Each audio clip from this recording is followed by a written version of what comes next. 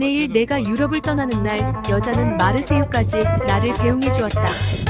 위 인용은 아덴까지의 첫 시작 부분이다. 여기서 여자는 엔도가 프랑스 유학 중에 만난 프랑소아즈 파스트르를 의미하기도 한다. 엔도보다 7살 아래였던 프랑소아즈는 장 루이라는 남자와 이미 약혼한 사이였으나 엔도에게 애정을 느끼고 있었다. 그러나 엔도가 병이 깊어져 일본으로 귀국할 때 헤어지게 되는데 그녀는 파리에서 마르세유 항구까지 엔도와 동행한다. 따라서 이 소설의 아이디어는 프랑소아즈와의 여행이라고 할 수 있다. 사실 이 소설은 엔도 슈사쿠의 첫 소설이자 모든 엔도 소설의 원형이다. 엔도 스스로 처녀작에는 작가의 모든 기본 테마가 포함되어 있다. 라고 말했듯이 그가 일생을 걸고 추구해온 기독교 문학의 테마, 곧 범신론 풍토한 기독교와 일본인의 신의 존재에 대한 원형이 모두 내재하여 있는 소설이다. 엔도는 나의 문학 1967에서 이렇게 소개한다. 처녀작 아덴까지는 소설로서 한 출발점에 놓여있는 것이며 그 주인공은 이윽고 황색인의 나가 되고 다시 바다와 독약의 두 주인공, 수구로 의사와 도다 의사가 되었다. 아덴까지는 소위 지금까지 쓴 소설의 원형과 같은 것이며 처녀작으로서 또한 자신의 분신을 그린 것으로서 애착이 깊다. 소설의 제목에 나오는 아덴은 우리에게는 아덴만 여명작전으로 알려진 그 아덴이다. 2011년 1월 15일 소말리아의 해적에게 피랍된 1만 톤급 화물선 3호 주얼리오 사건에 대처하기 위해 대한민국 주도 아래 진행된 아덴만 피랍 선원 구조작전인데 납치 6일 만에 인질을 구출한 사건이다. 아덴은 아라비아 반도 남서단의 항만 도시로 현 예멘 민주인민공화국의 수도이다. 홍해의 입구에 있으며 옛날부터 지중해와 인도양을 연결짓는 항로 위의 요지로서 1967년까지 영국령이었기 때문에 동서양의 문물이 혼합된 곳이라 할 수 있다. 엔도는 기독교와 일본 문학에서 이 아덴의 위치 설정을 이렇게 소개한다. 2년 전 유럽으로부터의 귀로 홍해를 건너 아라비아 사막의 일각에 서서 이 구주와 동양을 가르는 일점 위에서 나는 상당히 괴로움을 느꼈다. 이제 백인의 세계는 여기에서 끝나게 된다. 백색이 지닌 명석함, 비정함으로부터 황색인의 혼란스러운 색, 탁한 색, 경계 없는 색의 세계로 돌아가지 않으면 안 된다. 그러나 자신의 피부는 황색이며 결코 백색은 아니다. 그렇다면 이 황색을 흰 세계와 혼동하지 않고 대립시키는 것에서 모든 것은 시작된다고 나는 생각했다. 아무튼 아덴까지 가는 선상에서 동양과 서양 사이의 거리감을 구체적으로 느낀다. 이것은 기독교와 일본적 감성 사이의 거리감이기도 하다. 물론 이후 엔도 문학은 이 거리감을 어떻게 극복할 것인가로 나아가게 된다. 그러나 거리감은 거리감을 유발하는 한 축인 서구 기독교로 회귀하기 위해 일본적 감성을 포기하거나 혹은 일본적 감성으로 돌아가기 위해 기독교 신앙을 포기하는 것으로는 극복이 되지 않을 것이다. 왜냐하면 일본적 감성을 포기하고 서구 기독교로 회귀하는 것은 그의 존재 근거를 말살하는 일이고 일본적 감성으로 돌아가기 위해 기독교 신앙을 버리는 것은 곧 기독교인이자 사랑하는 어머니에 대한 배반을 의미하기 때문이다. 따라서 이제 가능성은 오직 한 가지가 있을 뿐이다. 거리감을 그대로 인정한 채 그것을 성화시키는 일이다. 그 결국은 일체의 대립을 뛰어넘는 커다란 강으로 고양된다. 이것은 서구 기독교를 무화시키는 일본이라는 늪지대의 발견을 넘어 깊은 강으로 흘러가는 것이다. 그 단계는 서양인의 안경을 통해서 사유한 단계로 이것은 소설 백색인의 문제의식인데 이러한 서양인의 안경이라는 시각 자체가 자신의 몸에 맞지 않는다는 자각의 단계, 이것은 소설 황색인의 결론이다. 이러한 결론과 그리고 마침내 거리감의 표현과 극복하는 것 역시 자신의 몸에 맞는 세계에서 찾는 단계로 진행이 된다. 여기서 늪, 곧 일본적 감성과 깊은 강, 곧 일체의 대립을 뛰어넘는 것은 역설적으로 만난다. 아덴이 동과 서의 경계를 함께 품고 있듯이 이제 소설 아덴까지로 들어가 보자. 이 소설은 주인공 치바가 프랑스 유학에서 일본으로 돌아오는 귀국 여정을 그리고 있다. 프랑스를 떠나 아라비아의 아덴까지 화물선 4등칸을 타고 가는 선상에서 겪게 되는 현재의 사건과 사랑하던 프랑스 여학생과 지냈던 유학 시절을 회상하는 이야기가 교차하는 형식으로 구성되어 있다. 이것은 좀 더 구체적으로 배에서 악성 황달로 앓아 누워있는 흑인 여자를 만나면서 경험하게 되는 인종적 편견의 문제와 백인 프랑스 여학생인 로치이와의 사귐을 회상하는 형식으로 교차되어 있다. 소설의 시작에 선상에 올라 4등 칸으로 내려간 치바는 흑인 여자를 본다. 살찐 흑인 여자가 한 명, 짐 아래쪽에서 오른팔을 얼굴에 올리고 누워 있었다. 나는 여기가 4등선실이죠? 하고 물었지만 흑인 여자는 대답도 하지 않는다. 헐렁한 옷을 입은 열이 나는 육체에서 가능한 한 멀리 떨어져. 그러나 그녀와 마찬가지로 나도 트렁크를 바닥에 놓고 누웠다. 지독히 어둡다. 그뿐만 아니라 참기 힘들 정도로 덥다. 그녀와 거리를 두려고 멀리 떨어졌지만 결국 그녀와 마찬가지로 바닥에 눕는다. 흑인과 황색인 두 사람의 유사한 처지를 상징적으로 보여주는 장면이다. 치바는 햇빛이 차단되고 외부와 격리된 4등선실, 곧 갇힌 공간에서 그녀에게 식사와 약을 챙겨준다. 그러나 그녀의 검은 육체는 검은 페인트가 피부병처럼 여기저기 벗겨져 있는 노후화된 화물선 외형처럼 흉하고 일그러진 모습으로 비침으로 하얀 피부를 지닌 사람들에게 배제당한다. 이것은 진찰을 거부하는 그녀를 대하는 의사의 태도에서 극명하게 드러난다. 흑인은 응석을 받아주면 절대 안 돼. 이놈들은 쥐보다도 약삭 빠르면서 소보다 완고하단 말이야. 말이나 논리로 그들을 설득하는 건 안 돼. 결코 은혜를 은혜로 받아들이지 않거든. 보라고. 모로코, 튀니지에서도 그래. 우리는 학교를 세워주고 병원도 만들어주는데 그걸 거절한 것은 저들이라니까. 어쩔 도리가 없단 말이야. 이때 치바는 의사의 모습에서 자신의 유학 시절의 경험을 떠올린다. 재미있는 곳에 가자는 동료의 권유에서 비롯된 그 경험은 폭력적인 기억을 구체적으로 소환한다. 방은 이제 완전히 회색 그림자에 쌓여 있다. 그런데도 그 흑인 매춘부는 침대와 벽 사이에 짐승. 우리와 같은 한쪽 모퉁이에 들어가 느릿느릿 넝마 같은 옷을 걸치고 있었다. 지금 나는 그 일을 떠올리면서 이 생물체가 왠지 작은 회색 박쥐처럼 여겨진다. 그때 우리들의 대화는 그녀에게 들렸을 텐데 그 눈도 그 표정도 멀리 아주 먼 울림에 귀를 기울이고 있는 것 같았다.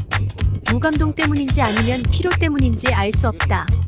단지 나는 그와 같은 얼굴을 역시나 어딘가에서 본 적이 있다. 그렇다. 그것은 로젠베르크의 나치 수용소에 연합군이 들어갔을 때 몇 년 동안이나 굶주림과 고문과 죽음의 공포를 겪으며 지쳐 땅바닥에 누워있던 폴란드 포로들의 표정이었다.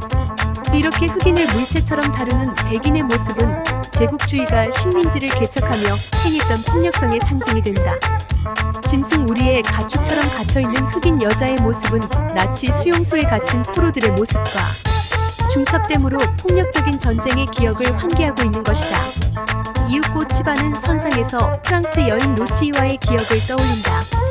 같은 하숙집에 기거하면서 만나게 된 그녀는 일본에 대한 환상을 갖고 있다. 일본은 아름답죠. 돈이 있으면 인도나 일본으로 여행하고 싶어요. 방에 널려있는 일본제 꽃병이나 인형 등을 만지작거리면서 그녀는 후지산과 벚꽃으로 채색된 나라를 즐겁게 상상했다. 로치이를 사랑하던 무렵에는 침략국가, 군국주의 일본은 염두에 없다. 나로서도 여자가 그러한 일본의 환영으로 달아나는 편이 안전하고 편하기도 했다. 비겁하게도 나는 일요일이면 그녀를 김해 미술관으로 데리고 가서 조선이나 일본의 도자기와 불상을 정성 들여 설명하며 그 환영을 깨뜨리지 않으려고 노력했다. 그녀에게 동양은 호기심을 불러일으키는 이질적이고 신기한 나라인 것이다. 그러나 치바는 그녀의 이 환상을 깨뜨리지 않으려고 했다. 이렇게 그녀와 함께 환상 속으로 달아남으로 현실로부터 도피하고자 했지만 일본인은 흉악하고 난폭하다. 라는 냉담한 시선에서 벗어날 수는 없었다. 그리고 이러한 시선은 일본인에게만 머무르지 않고 어쨌든 동양인은 기분 나쁘다. 라는 동양에 대한 배타적 시선으로 확대된다. 이 차별의 시선은 로치이와 함께 떠난 여행지에서 더욱 구체적으로 드러난다. 가령 로치이의 어릴 적 친구인 데데의 집을 방문하고 함께 파티장으로 갔을 때 느끼는 것이다. 데데의 가느다란 눈 속에는 이 백인과 약혼한 황색인을 살롱한 친구들에게 진열하고자 하는 욕망이 번득이고 있었다. 살롱 안에는 데데와 같은 가르마 모양, 똑같이 담배를 든 모습의 남자들이 술을 마시거나 아가씨와 춤을 추고 있다. 그들은 데데의 뒤를 따라온 우리를 한결같이 괴이하게 바라보았다. 이러한 차별에 로치이는 강하게 반박한다. 그러나 대항하는 로치이와 달리 치바는 그들의 시선에 함몰되어 동조하고 만다.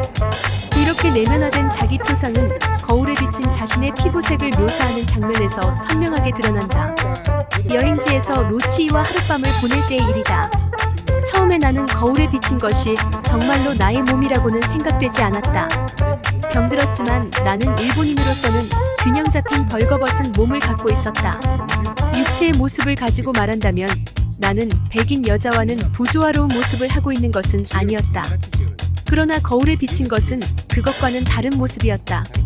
방의 불빛을 받아 새하얗게 빛나는 여자의 어깨와 유방의 찬란함 옆에 나의 육체는 생기 없는 어두운 황색을 띠고 가라앉아 있었다. 이 탁한 누런색은 점점 둔한 광택을 더해갔다. 그래서 여자와 나의 몸이 합쳐진 두 가지 세계는 한 조각의 아름다움이나 조그만큼의 조화도 없었다. 오히려 그것은 추악함이었다. 여기에서 나는 새하얀 꽃잎에 달라붙어 있는 황토색의 벌레를 연상하였다. 그 색 자체도 담즙도 그 외인간의 분비물을 떠오르게 만드는 것이었다. 비겁하게도 나는 그때 방에 불을 꺼서 어두움 속에서 나의 육체를 잃어버리고자 하였다. 어째서 백인의 피부가 미의 기준이 된 것인지 알 수 없지만 치바는 자신과 흑인 여자가 하얀 피부를 지닌 인간들 앞에서 영원히 비참함과 열등감을 떨쳐버릴 수 없는 추한 인종으로 규정함으로 그 기준에 동조하고 있다. 이 육체는 한 개의 물체이다. 나는 진심으로 그 피부색이 밉다고 생각한다. 검은색은 밉다. 그리고 황탁한 색은 더욱 애처롭다. 나도 이 흑인 여자도 그 미운 인종에 영원히 속하고 있다. 나에게는 왜 백인의 피부만이 미의 기준이 되었는지 그 경위는 모른다. 왜 오늘날까지 조각이나 회화에 그려진 인간미의 기본이 모두 그리스인의 흰 육체에서 생겨나 그것을 계속 지켜왔는지도 모른다. 그렇지만 확실한 사실은 그것은 아무리 보내도 육체라는 점에서는 영구히 나나 흑인은 흰 피부를 지닌 인간들 앞에서 비참함, 열등감을 잊을 수 없다는 점이다. 열등감은 나아가 죄로 확장된다. 저 여자들에게 있어서 피부가 검다는 것은 단순히 검다는 의미는 아니었다. 이 흑인 여자 환자도 저 매춘부들도 그것을 본능적으로 알고 있었다. 검은색은 죄의 색이다. 흑인들은 백인들의 앞에서 자신들이 어떤 경우, 어떤 세계에 있어도 죄인이어야 하는 존재임을 알고 있다. 백인들이 하는 것은 어떤 것이든 선이며 신성하다. 그래서 자신들은 괴로워하고 체념하지 않으면 안 되는 인종임을 알고 있다. 왜냐하면 우리 피부는 검고 검다는 것은 죄인들의 색이기 때문이다. 그렇지만 황색이라는 것은 흑인과 같은 의미를 가질 때가 있을까? 이렇게 열등감을 떨쳐버릴 수 없는 추한 인종으로 자신을 규정하지만 치바는 저항을 한다. 이것은 자신을 자학하며 파괴하는 형태로 상대를 괴롭히는 것으로 진행된다. 이것은 자신을 중국인으로 여기는 프랑스 청년에게 나는 일본인임을 분명히 밝히는 데서 잘 드러난다. 실제로 당신들은 우리와 다르지 않아요.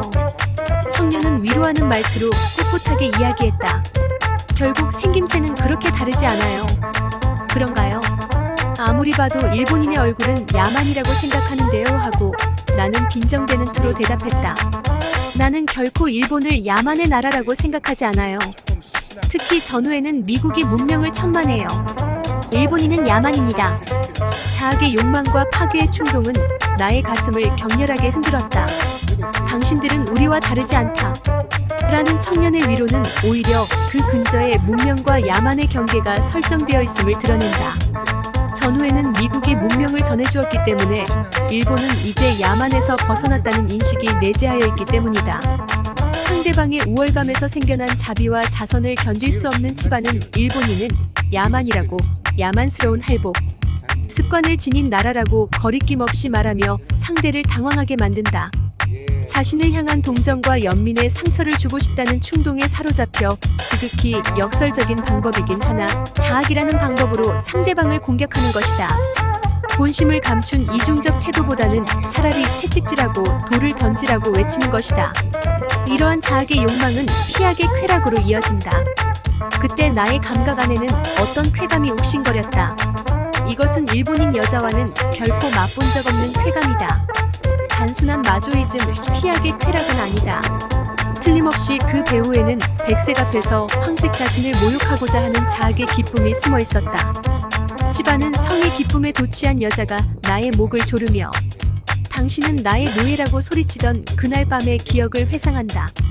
그때 느꼈던 쾌감은 단순한 피악의 쾌락이 아니다. 백인과 황색인의 대립에서 스스로를 괴롭히고 모욕하는 자학의 기쁨이었던 것이다.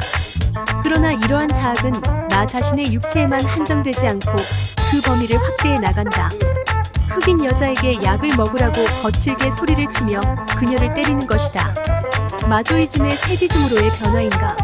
아니면 마조이즘의 극단인가? 나는 손을 들어 환자의 얼굴을 때렸다. 그 의사처럼 왜 때리는 건지, 왜 이 여자를 미워하는 것인지 나는 알 수 없었다. 단지 손이 내 이성의 소리를 듣지 않았다. 때리면서 나는 눈의 갈증을 느꼈다. 그러나 의사와 치바의 폭력은 질적으로 다르다. 의사의 폭력은 상대를 배제하는 차별의 폭력이지만 치바의 폭력은 자학행위와 연결이 된다. 왜냐하면 흑인 여자는 거울에 비친 나의 모습이며 자신을 상대화하는 대상이기 때문이다. 이러한 자학행위는 흑인 여자에게서도 나타난다. 의사의 치료를 거부함으로 신체의 소멸을 선택한다. 결국 이러한 자학행위는 동시에 저항을 뜻하기도 하는 것일까? 왜냐하면 신체의 관리를 거부하는 것은 길들여지지 않겠다는 의지의 표명이기 때문이다. 이렇게 배제의 시선에 갇힌 자들은 자학행위를 통해 저항하고 있다. 이렇게 아덴까지의 주제로 작용하는 백색에 대한 황색의 추악함은 작품 후반부에 묘사된 암황색의 탁한 바다와 같은 아라비아 사막과 황색의 낙하에 담긴 이미지와 결부된다. 이것은 주인공 스스로 자신의 피부는 황색이며 결코 백색은 아니라는 확인인 것이다. 아무도 걷고 있지 않다. 아니 딱 한 번 나는 한 마리의 낙타가 주인도 없이 짐도 짊어지지 않고 지평선을 향하여 터벅터벅 걷고 있는 것을 보았다. 사막은 넓어서 낙타는 이윽고 작아지고 마지막에는 한 점으로 변해버리기까지 보고 있었다. 그 풍경은 나의 가슴을 안타까울 정도로 애달프게 파고들었다. 왜 그런지 모르겠다. 그리고 이 풍경은 이후 엔도 소설의 발전을 암시한다. 곧 사막이 깊은 강으로 변하는, 역사도 없고 시간도 없고 움직임도 없으며 인간의 영위가 전적으로 거절된 무감동한 사막 한가운데를 한 마리의 낙타가 지평선을 향해서 걷고 있는 풍경, 그것은 왜인지는 모르겠으나 나에게는 견딜 수 없는 향수를 불러일으켰다. 나는 그 이유는 알 수 없었으나 이 향수는 황색의 피부를 가진 사나이의 향수였다. 자신의 피부와 유사한 황갈색의 사막과 그 지평선을 고독하게 걸어가고 있는 한 마리의 낙타를 묘사하는 것으로 무엇을 말하고자 했을까? 다케다 도모주에 의하면 신과 선과 역사에 대해서 무감동한 일본의 범신적 정신세계를 사막에 비유한 것이라고 한다. 지도 없는 사막에서 방황하는 신 없는 무신론의 서양 정신을 그렸던 해체 신학자 마크 테일러처럼 이것이 금강경의 무념무상무주의 경지로 가기까지는 아덴에서의 시간에서 깊은 강까지의 시간으로 이어져야만 한다. 이제 소설의 마지막이다. 귀착지인 아덴을 목전에 두고 흑인 여자는 비참하게 죽는다. 수도녀가 있는 그들 백인들의 기도, 내가 유럽에서 끊임없이 계속 들어온 인간의 통곡과 기도는 이미 나의 귀에는 건조한 의미가 없는 소리로밖에 들리지 않았다. 지금 나는 죽은 흑인 여자가 이제 그들의 흰 세계와는 무관함을, 죽은 후에도 신의 심판도 기쁨도 괴로움도 없는 이 광활한 사막과 바다의 한 점으로 되리라는 것을 알고 있었다. 아덴은 동서양의 경계이며 가교 역할로서의 지정학적 특성뿐만이 아닌 주변의 아라비아 사막과 함께 펼쳐지는 자연 풍경에서도 일신론과 범신론 세계에 대한 극명한 갈등을 재조명해 내고 있어 엔도의 새로운 기독교 문학 세계의 서막이 된다. 이것은 서양 기독교에서 나의 예수로, 더 나아가 만인을 위한 보편적 진리를 가진 종교로서의 가톨릭에 대한 탐구를 시작하는 여정이 된다. 이렇게 엔도의 아덴까지는 동시에 침묵을 넘어 깊은 강까지 우리를 인도하는 엔도 소설의 원형이 되는 것이다.